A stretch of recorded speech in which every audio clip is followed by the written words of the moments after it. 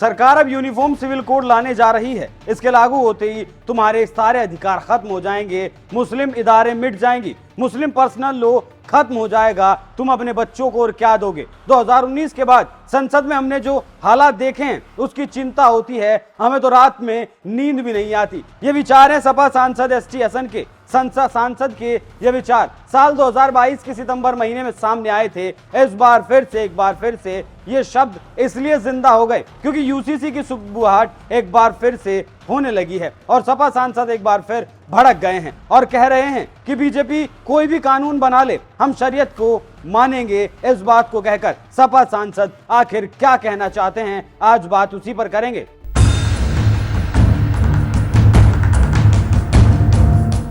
नमस्कार, NMF news देख रहे हैं आप। मैं हूं आपके साथ अभिषेक पुंडी। देश की सत्ता संभालने से पहले प्रधानमंत्री मोदी की 3 प्रतिज्ञाएं थी। पहली थी राम मंदिर की, दूसरी थी धारा 370 की और तीसरी थी देश में यूनिफॉर्म सिविल कोड लागू करने की। 2 तो पूरी हो चुकी हैं, राम मंदिर बन रहा है और धारा 370 को हटा दिया गया है और अब तीसरी पर काम जारी है। मतलब यूसीसी को लागू करने के लिए सरकार अब प्रतिबद्ध नजर आ रही है। बीजेपी शासित कई राज्यों में यूसीसी पर काम भी जारी है, उनके ड्राफ्ट भी तैयार किए जा रहे हैं। लेकिन मुस्लिम समाज के तमाम नेता और मौलाना इसके विरोध में उतर आए हैं। देश के सबसे बड़े मदरसे वाले मौलाना अरशद मदनी हो, ओवैसी जैसे नेता हो या फिर अब सपा सांसद एसटी हसन हो, ये लोग उस शरिया के हिसाब से रहना चाहते हैं जिसमें महिलाओं को घोर यातनाएं दी जाती हैं। औरत को एक खिलौना समझने के अलावा और कुछ नहीं समझा जाता। पहले आप सपा सांसद का एक पुराना बयान सुनिए और उसके बाद बताऊंगा आपको सपा सांसद ने अब क्या कहा है।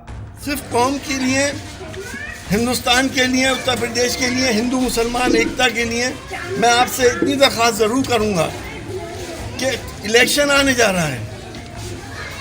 मैं किसी पार्टी का नाम नहीं ले रहा आपसे, अल्लाह के वास्ते इसमें बट मत जाना। सिर्फ एक ही आपका मकसद होना चाहिए कि बीजेपी को हराना। बीजेपी को हराना हमारा मकसद है। और क्योंकि बीजेपी ने जो अंदरूनी हालात पैदा कर दिए हैं उसका एहसास आप लोगों का भी नहीं हो रहा है। इसका एहसास 10 साल के बाद होगा कि हम कहाँ पहुँच गए। अगर एक कानून आने वाला है, कॉमन सिविल कोड गया, सीएए के ऊपर हमने पूरा प्रोटेस्ट करा। धारा 370 के हम लोग खिलाफ थे, हम पार्लियामेंट में बोले।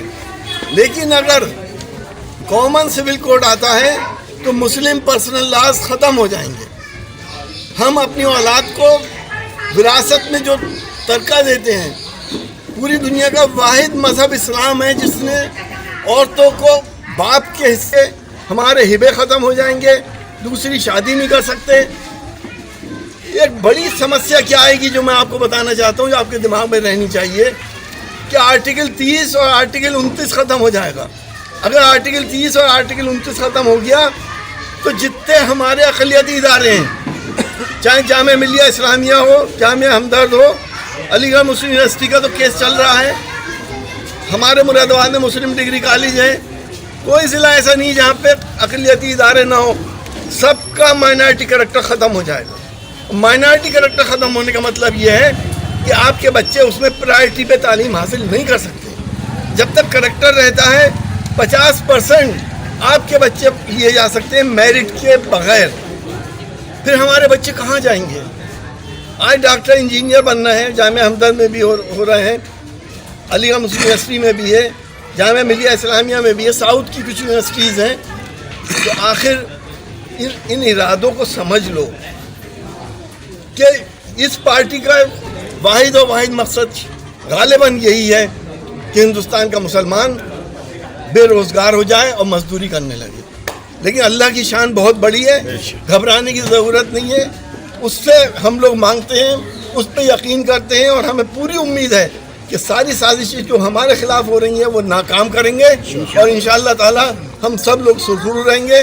प्यार मोहब्बत से हिंदू मुसलमान इस मुल्क के अंदर रहते आए और आगे भी रहते रहें।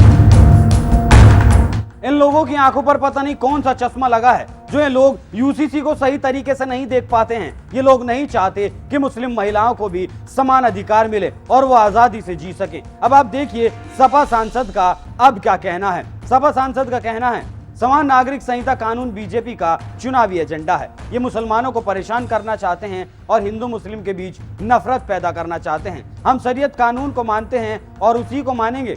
हम कुरान के हुक्म को नहीं छोड़ सकते। ये कितना ही कानून बना ले, हम अपने बच्चों को वसीयत कर देंगे। इनका कानून एक तरफ धरा का धरा रह जाएगा। एसटी हसन ने आगे कहा कि 3 तलाक, बहुविवाह पर इन्हें क्या तकलीफ है। जब आपने लिविंग रिलेशनशिप को कानूनी कर दिया तो अब कोई कितनी भी शादियां करे, आपको क्या परेशानी है। सीएए, 3 तलाक, कश्मीर से धारा 370 के हटने से हमारे हिंदू भाइयों को क्या मिल गया, उनका क्या फायदा हुआ। क्या उन्हें नौकरियां मिल गई, क्या उन्हें कारोबार मिल गया? कुछ नहीं मिला। ये सब इनका चुनावी हथकंडा है। तो एसटी हसन साहब को मैं बता देना चाहता हूं कि सुप्रीम कोर्ट के वरिष्ठ वकील अश्वनी उपाध्याय का कहना है कि देश में फिलहाल 130 करोड़ कार्ड, आधार कार्ड बन चुके हैं और पता नहीं कितने बच्चे ऐसे होंगे, कितने नागरिक ऐसे होंगे जिनके अभी आधार कार्ड नहीं बने। तो अंदाजा लगाना मुश्किल है कि इस वक्त देश की जनसंख्या कितनी है। और देश की जनसंख्या, बढ़ती हुई जनसंख्या एक चिंता का विषय है। और देश की बढ़ती जनसंख्या को, जनसंख्या के विस्फोट को रोकने के लिए ऐसे कानूनों की अब जरूरत आन पड़ी है जो जनसंख्या के विस्फोट को रोक सकें और जो मुस्लिम लड़कियों की किसी भी उम्र में शादी कर देते हैं। क्यों करते हैं, इस बात को बताने की जरूरत नहीं है। एक इंसान 4-4 शादियां कर लेता है, सब शादियों से बच्चे पैदा होते हैं। एक देश में अगर एक कानून हर एक नागरिक पर लागू होता है तो दिक्कत क्यों है। और रही बात शरिया की, तो तालिबान में शरिया चलता है, वहां से आने वाले खबरें तो हर कोई देखता होगा। अफगानिस्तान में शरिया के जरिए जिस तरह से महिलाओं का शोषण किया जा रहा है, क्या वो सही है? और एक बात, ये लोग शरिया की मांग, 3 तलाक, बहुविवाह, लड़कियों की शादी की उम्र में ही क्यों मांगते हैं? कभी सुना है कि सजा के नाम पर भी शरिया के हिसाब से सजा मांगी गई हो? पीएफआई जैसे संगठनों पर जब कार्रवाई होती है तो सुप्रीम कोर्ट और हाई कोर्ट में जाकर खड़े हो जाते हैं। तब क्यों नहीं याद आता शरिया कानून? तब क्यों नहीं कहते जो लोग देश विरोधी काम कर रहे हैं उन्हें भी शरिया के हिसाब से सजा दी जाए? और आज ये जो अनर्गल मांगे उठ रही हैं, उनका कारण है देश पर राज करने वाली पिछली सरकारें, जिन्होंने मुस्लिम तुष्टीकरण के नाम पर देश की राजनीति को एक अलग दिशा दे दी। पुख्ता तौर पर तो नहीं कहा जा सकता, लेकिन गांधी और नेहरू अगर पटेल के कामों में दखल अंदाजी ना करते और जबरदस्ती का मुस्लिम प्रेम ना दिखाते तो आज ऐसे कानूनों की मांग नहीं उठती। हिंदुस्तान एक लोकतंत्र है और एक लोकतांत्रिक देश संविधान के हिसाब से चलता है, पर्सनल लॉ के हिसाब से नहीं। पहली बात तो ये कि देश में पर्सनल लॉ लागू ही क्यों किया जाना चाहिए था? एक देश था तो एक समुदाय के लिए अलग कानून क्यों बनाया गया? अब और सुनिए, सपा सांसद ने और क्या कहा। सपा सांसद ने कहा कि ये Kashmir files, the Kerala story जैसी फिल्में बनाकर जो हमले कर रहे थे, अब आदि पुरुष फिल्म इन्हें उल्टी पड़ गई। यह फिल्म इन्होंने हिंदू समाज को खुश करने के लिए बनाई थी, लेकिन इसका उल्टा हो गया, ये इनके गले पड़ गई। ऐसी फिल्में बनाने के बजाय हिंदू मुस्लिम एकजुटता की बात करनी चाहिए, विकास की बात करनी चाहिए, आपस में प्यार मोहब्बत की बात करनी चाहिए।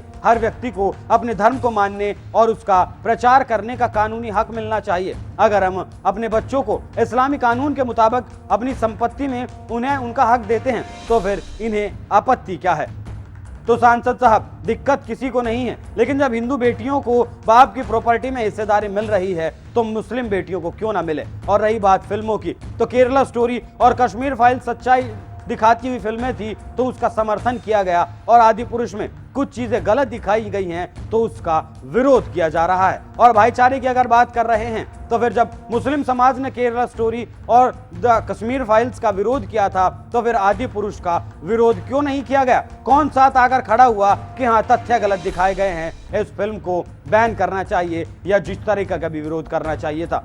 क्या प्यार मोहब्बत बस वही है जो एक टिप्पणी करने पर गला रेत देती है, या फिर शोभा यात्राओं पर पत्थर बरसाना मोहब्बत है? और एक बात, अगर यूसीसी बीजेपी का चुनावी एजेंडा है और ये एजेंडा देश के हित में है तो फिर बुराई क्या है?